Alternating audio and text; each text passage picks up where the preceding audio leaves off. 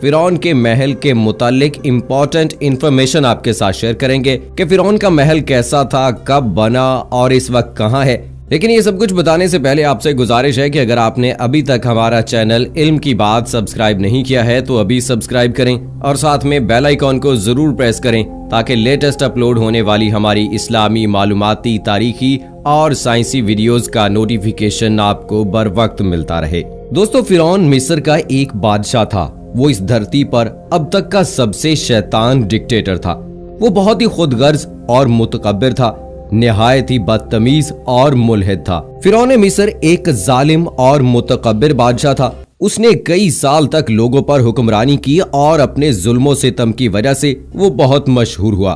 उसकी एक बीवी थी जिनका नाम हजरत आसिया रज़ियल्लाहु ताला अन्हा था, जो कि ईमान ले आई थी। और इसके अलावा फिरौन की अपनी कोई औलाद नहीं थी। उस जमाने के लोगों से अपने आप को एक खुदा की तरह मनवाने और उसकी पूजा करने पर मजबूर कर दिया करता था। मिस्रियों का ख्याल था कि फिरौन देवताओं और इंसानों की दुनिया के बीच का रास्ता है। आसमानी हुक्मरानों के तौर पर फिरौन खुदा के हुक्म का नजात दहिंदा समझा जाता था। फिरौन ने जिस कौम पर हुकूमत की उन्हें बनु इसराइल और किब्ती भी कहा जाता है।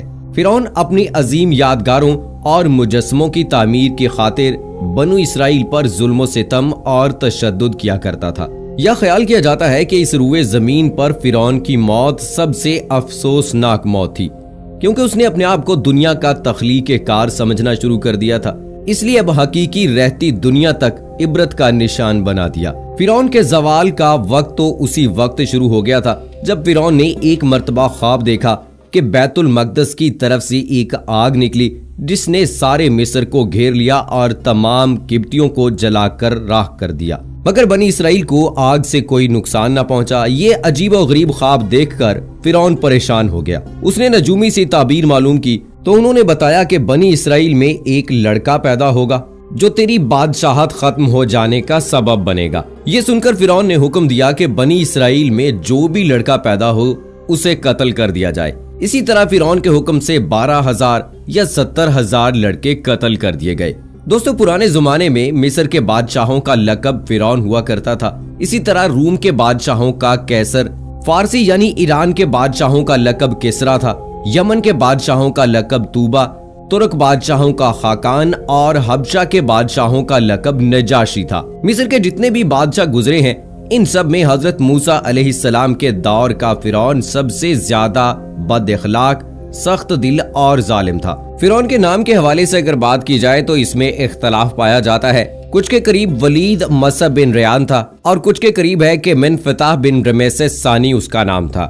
हजरत यूसुफ अलैहिस्सलाम और मूसा अलैहिस्सलाम के दौर के फिरौनों के दरमियान 400 साल से ज्यादा का फासला था। मनकूल है कि फिरौन जमीन पर सरकशी के साथ साथ खुदाई का दावेदार भी था। उसने अपनी कौम को दरियाए नील के जरिए गुमराह कर रखा था और वो यूं के जब यौमे नरोज यानी आतिश परस्तों की ईद का दिन आता और दरियाए नील इंतहाई ठाठे मारता तो लोगों में ये ऐलान कर दिया जाता कि तुम्हारे लिए फिरौन ने दरियाए नील को पुरजोश कर दिया है, लिहाजा तुम इससे सजदा करो। तो चाहे लोग इसकी बात पर यकीन करते हुए इस पर सजदा करते। एक साल दरियाए नील का पानी कम हो गया तो अल्लाह ताला ने उसे पुरशोर मौजे मारने की इजाजत न दी। लोग भूख के सबब निढाल हो गए और कहत में मुब्तला हो गए। चुनाचे पूरी कौम इकट्ठी होकर फिरौन के पास गई और इससे मुतालबा किया कि हमारे अहलो अयाल, औलाद और जानवर सब हलाक हुए जा रहे हैं। अगर तुम हमारे खुदा हो तो दरियाए नील का पानी जारी करो। तो उस लईन ने जवाब दिया,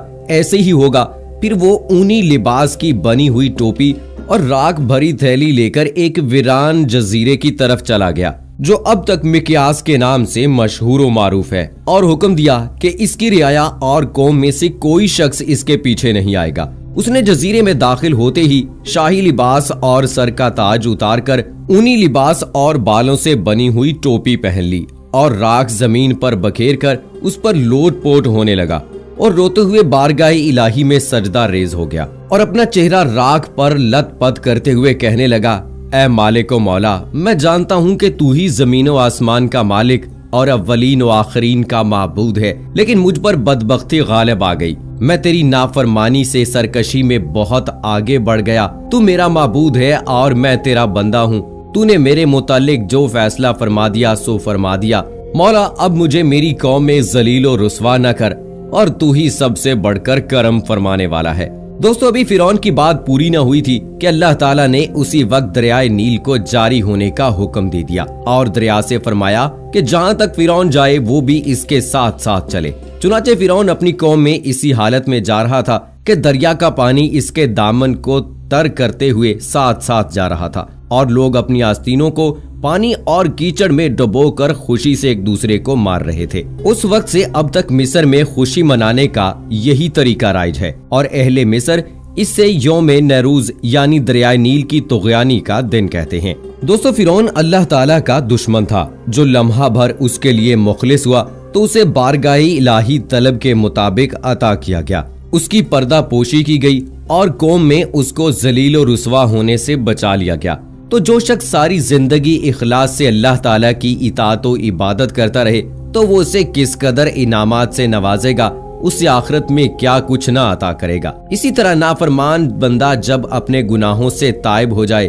और अपनी खामियों का एतराफ करे, बारगाए इलाही में ऊंची और आहिस्ता आवाज से गिड़गिड़ाए, तो अल्लाह ताला उससे पाक है कि बरोज़े क़यामत उसे अजाब दे, यह सबके सामने जलीलो रुस्वा करे। इतना कुछ होने के बावजूद भी फिरौन पर बदबख्ती गालिब आ गई और वो इसी तरह खुदाई का दावेदार बना रहा। दोस्तों, अगर फिरौन के महल के हवाले से बात की जाए तो कहते हैं कि फिरौन ने अपने वजीर हामान को महल बनाने का हुक्म दिया तो हामान ने ईंटों के पकाने और चूना तैयार करने का काम शुरू कर दिया और हर वो चीज जिससे इमारत तैयार करने के लिए जरूरत पड़ती है उसका इंतजाम किया और सारी दुनिया के कारीगर इकट्ठे किए गए। कहते हैं कि लेबर के अलावा सिर्फ कारीगरों की तादाद 50,000 थी। 7 साल के अरसे में वो महल तैयार हुआ और इसकी ऊंचाई इस कदर बुलंद थी कि जब से आसमान और जमीन पैदा हुए हैं उस वक्त से इसकी मिसाल नहीं मिलती और वो महल फिरौन की ख्वाहिश के मुताबिक तैयार हुआ था। जब उससे फारिग हुए तो ये हजरत मूसा अलैहिस्सलाम पर शाहगुजार हुआ।